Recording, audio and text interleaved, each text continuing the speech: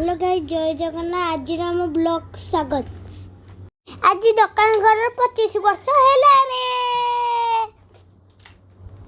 आज cake cutting आज हम दुकान को 25 वर्ष हेला से दिन हमरा केक कटिंग हबो। एबे समस्त रेडी।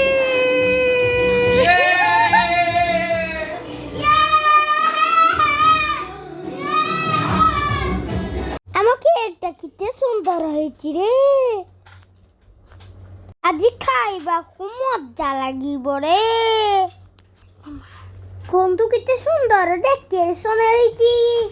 एबे बड़ बाबा आसीबे रे।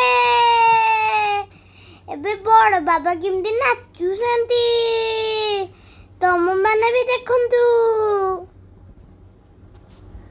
बाबा आसीली रे दो हमें सब केक कटिंग करिलो।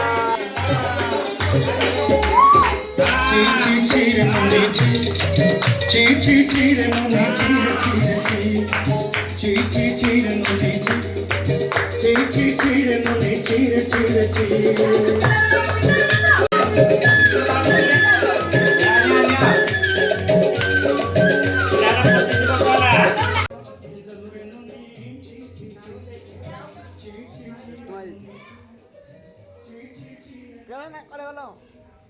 चिकन भाई वीडियो बना दे। हाय कर दियो।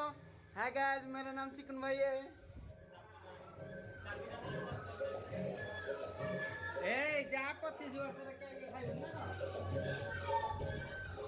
चिकन के रे।